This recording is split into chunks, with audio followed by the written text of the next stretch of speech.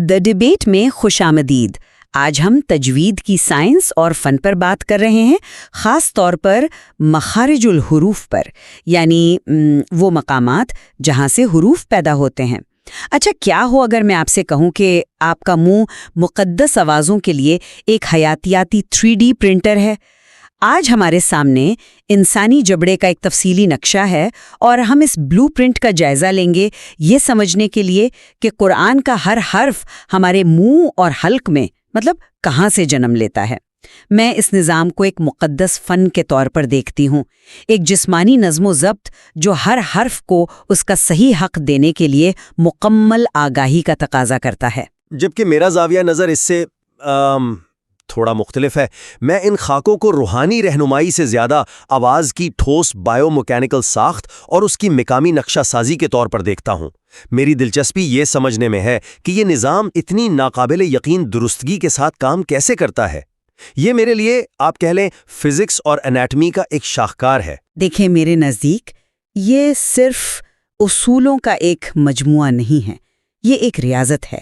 ہر حرف کو اس کا صحیح مقام اور اس کے تمام صفات کے ساتھ ادا کرنے کا فن۔ جب آپ ان خاکوں کو دیکھتی ہیں تو ہمارا منہ اور حلق ایک مقدس ساز کی طرح لگتے ہیں۔ فرض کریں یہ ایک بہت ہی پیچیدہ بانسری یا پائپ آرگن ہے۔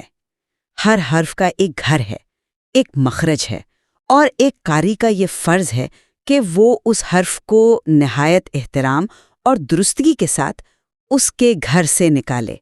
یہ صرف دماغی علم نہیں ہے بلکہ ایک گہری جسمانی مشق ہے، بالکل اسی طرح جیسے کوئی کھلاڑی یا کوئی موسیقار اپنے جسم کو سالوں کی محنت سے کسی خاص کام کے لیے تیار کرتا ہے۔ اس میں ہر حرکت، ہر لمس بامانی ہے۔ یہ جسم کو آواز کے ساتھ ہم آہنگ کرنے کا عمل ہے۔ ہاں، آپ کی یہ مقدس ساز کی مثال شاعرانہ ہے، لیکن میں ان خاکوں کو صرف روایتی رہنمائی کے طور پر نہیں دیکھ سکتا۔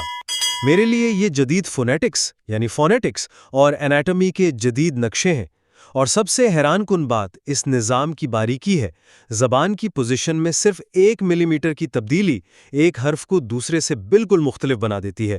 مثال کے طور پر قا اور کا کی آوازوں کو دیکھیں، یا تا اور تا کے فرق پر غور کریں۔ یہ محض اتفاق نہیں ہے، یہ انسانی آواز پیدا کرنے والے نظام کا ایک بلو پرنٹ ہے، ایک ایسا ڈیزائن جسے ان خاکوں کی بنیاد پر بہترین اور واضح آواز پیدا کرنے کے لیے کیلیبریٹ کیا جا سکتا ہے۔ یعنی یہ تو پھر ایک قسم کی ساؤنڈ انجینئرنگ ہو گئی ہے نا؟ میں آپ کی بات سمجھتی ہوں، لیکن میں اسے کیلیبریشن سے زیادہ ریاضت کہوں گی۔ ایک مشین کو کیلیبریٹ کیا جاتا ہے، ایک انسان ریاضت کرتا ہے۔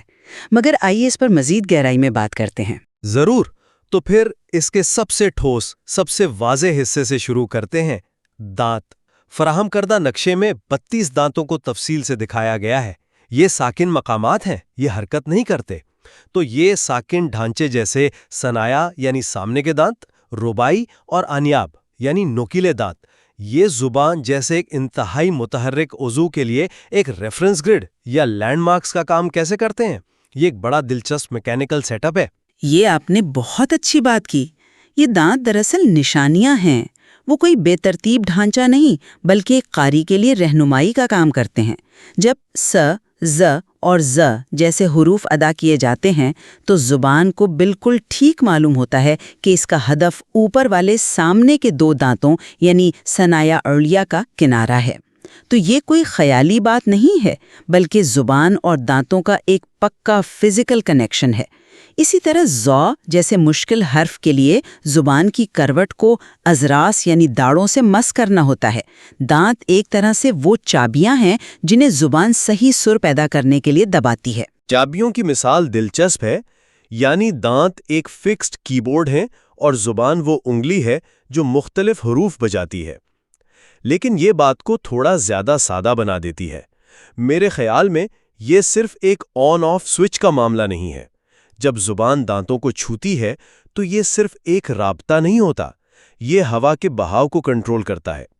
مثال کے طور پر س کی ادائیگی میں زبان دانتوں کو ہلکا سا چھوتی ہے تاکہ ہوا ایک خاص رگڑ کے ساتھ باہر نکل سکے، جسے فونیٹکس میں ہم فریکیٹو کہتے ہیں۔ لیکن ت کی ادائیگی میں زبان ہوا کو مکمل طور پر روکتی ہے اور پھر چھوڑتی ہے، جسے پلوزیو کہتے ہیں۔ تو یہ صرف کہاں چھونا ہے کا سوال نہیں، بلکہ کتنے دباؤ سے اور کس طرح ہوا کو کنٹرول کرنا ہے اس کا بھی سوال ہے۔ یہ تو ہائیڈرولکس اور ایئر فلو ڈائنامکس کا نظام ہے۔ بالکل، اور یہی تو ریاضت ہے۔ کوئی بھی طالب علم آپ کو کتاب سے پڑھ کر بتا دے گا کہ سا کا مخرج کیا ہے، لیکن زبان کو یہ سکھانے میں کہ وہ کتنا دباؤ ڈالے، ہوا کو کس طرح راستہ دے، اس میں سالوں لگ جاتے ہیں۔ یہ علم پٹھوں کی یادداشت میں منتقل ہوتا ہے، صرف دماغ میں نہیں۔ آپ اسے محسوس کرنا سیکھتی ہیں۔ جب یہ درست ہوتا ہے تو آپ کو اپنے اندر ایک خاص گونج اور روانی محسوس ہوتی ہے۔ یہ ایک احساس ہے جسے صرف مشق سے پایا جا سکتا ہے۔ ٹھیک ہے، تو دانت ایک فکسڈ گرڈ فراہم کرتے ہیں۔ اب اس سے زیادہ متحرک حصے کی طرف چلتے ہیں۔ حلق کے خاکے کو دیکھیں۔ اسے 3 واضح حصوں یا آپ کہہ لیں منزلوں میں تقسیم کیا گیا ہے۔ سب سے گہرا اقصی حلق، درمیانی وسط حلق اور سب سے اونچا حصہ ادنا حلق۔ میکینیکل نقطہ نظر سے یہاں کیا ہو رہا ہے؟ غو اور خا جیسے حروف صرف سب سے اونچے حصے سے ہی کیوں ادا ہونے چاہیے؟ کیا یہ ہوا کے دباؤ کا معاملہ ہے یا پٹھوں کے تناؤ کا؟ اس کی وجہ یہ ہے کہ ہر حصے سے نکلنے والی آواز کی کیفیت بالکل مختلف ہوتی ہے۔ یہ بالکل ایک ایسے موسیقی کے آلے کی طرح ہے جیسے بانسری، جس کے مختلف سوراخ مختلف سر پیدا کرتے ہیں۔ حلق کا سب سے گہرا حصہ یعنی اقصی حلق آ اور ہا جیسی بنیادی اور گہری آوازیں پیدا کرتا ہے۔ درمیانی حصہ وسط حلق آ اور ہا جیسی بھاری اور گلے کو سکیڑ کر نکالی جانے والی آوازیں پیدا کرتا ہے، جبکہ سب سے اوپر والا حصہ ادنا حلق غا اور خا جیسی پر اور موٹی آوازوں کا مخرج ہے۔ یہ صرف ہوا کا دباؤ نہیں، بلکہ حلق کے اس حصے کی ساخت اور اس میں پیدا ہونے والی گونج کا معاملہ ہے جو ان حروف کو ان کی منفرد شناخت دیتی ہے۔ ہر منزل ایک الگ صوتی رنج پیدا کرتی ہے۔ میں آپ کی بات سمجھ رہا ہوں، لیکن میں اس 3 منزلوں والی تقسیم کو تھوڑا چیلنج کرنا چاہوں گا۔ یہ ایک بہترین تدریسی ماڈل ہے، لیکن جدید فونیٹکس شاید حلق کو اس طرح نہ بانٹے۔ وہ اسے گلوٹل، فیرنجیل اور یوولر زونز کے طور پر دیکھے گی۔ اور دلچسپ بات یہ ہے کہ یہ تقسیم ان پرانی تقسیم سے حیران کن حد تک ملتی جلتی ہے۔ جسے آپ اقصی حلق کہتی ہیں، وہ اصل میں گلوٹس ہے، جہاں ووکل کارڈز ہے، اور آئن یعنی حمزہ ایک گلوٹل سٹاپ ہے، مطلب ہوا کے بہاو کو مکمل طور پر روکنا۔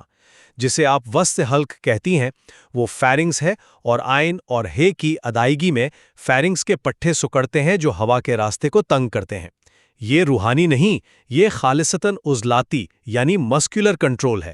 آپ کی مقدس ساز کی مثال خوبصورت ہے، لیکن یہ اس کے پیچھے کی ٹھوس فزیولوجی کو دھندلا دیتی ہے۔ لیکن کیا یہ ممکن نہیں کہ دونوں باتیں سچ ہوں؟ آپ اسے عضلاتی کنٹرول کہتے ہیں، میں اسے جسمانی آگاہی کہتی ہوں۔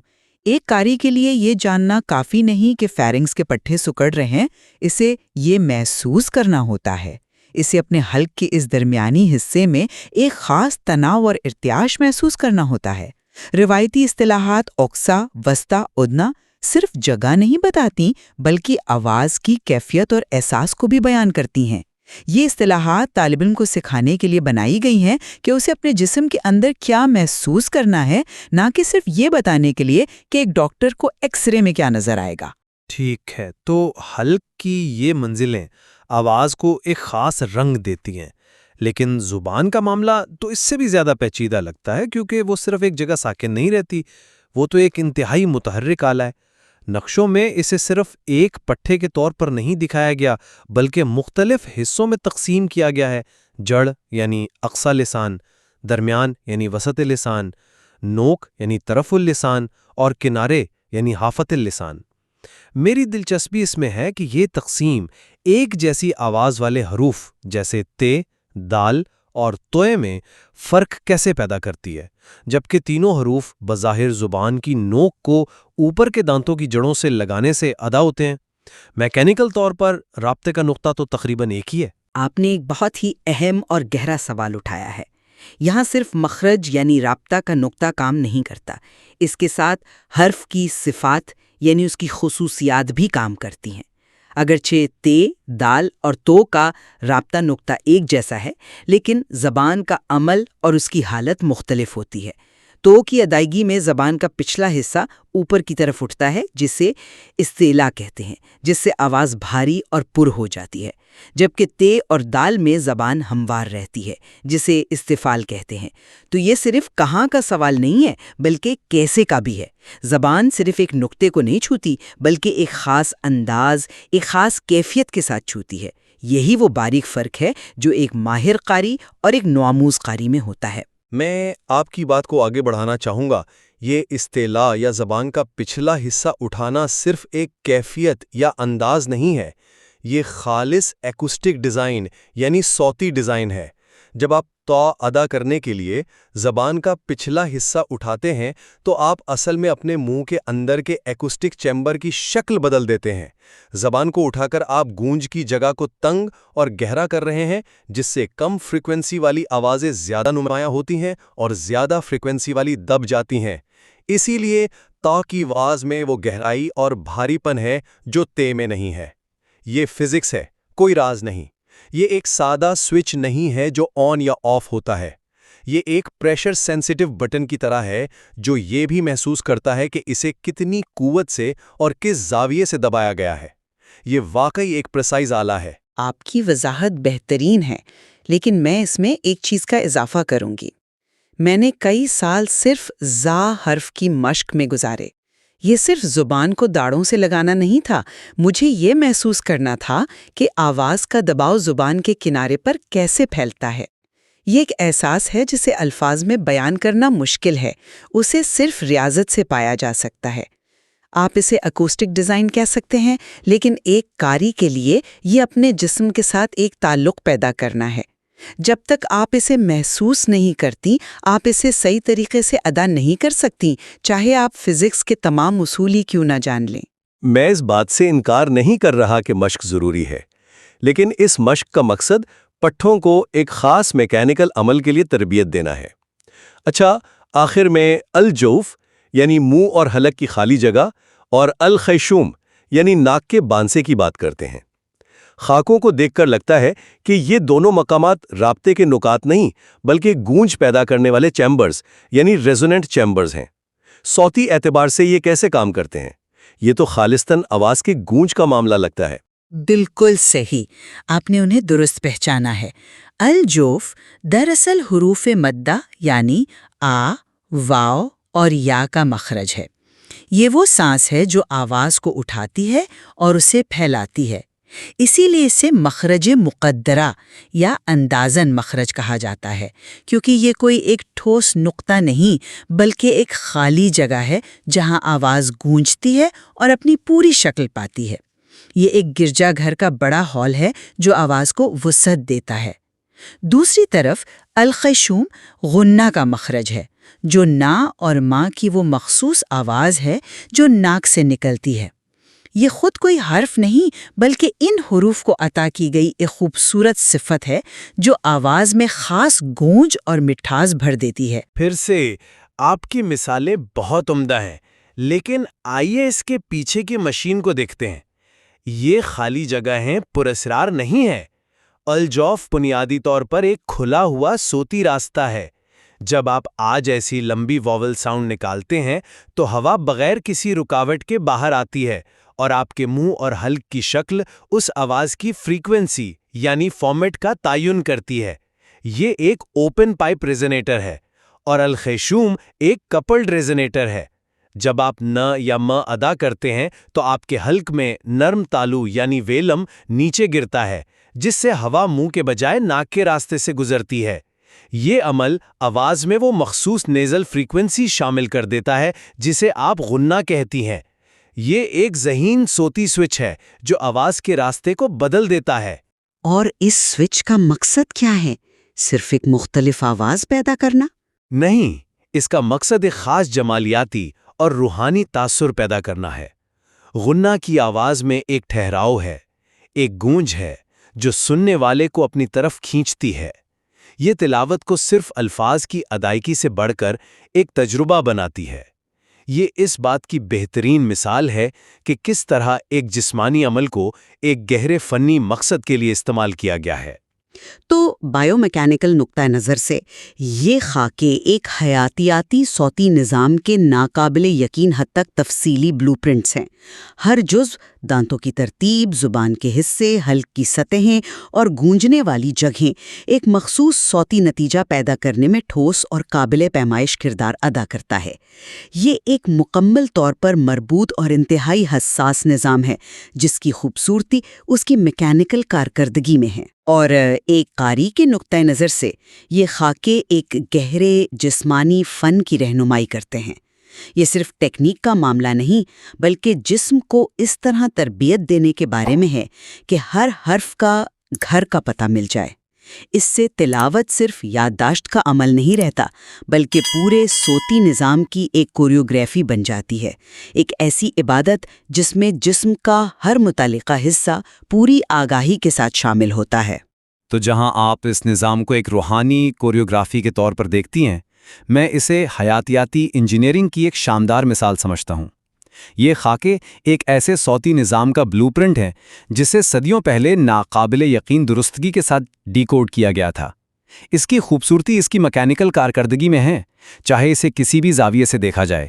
یہ اس بات کا ثبوت ہے کہ انسانی آواز کا نظام کتنا پیچیدہ اور قابل ترتیب ہے۔ بالکل، اور ان نقشوں کو دیکھ کر آپ کو احساس ہوتا ہے کہ صحیح تلاوت صرف یادداشت کا کھیل نہیں، یہ آپ کے جسم کی ایک کوریوگرافی ہے۔ ہر حرف کا آپ کے حلق یا دانتوں میں ایک گھر کا پتہ ہے اور آپ کا کام صرف اسے باہر نکلنے کا راستہ دکھانے میں مدد کرنا ہے۔ اس مواد میں مزید گہرائی موجود ہے جسے سامعین خود دریافت کر سکتے ہیں۔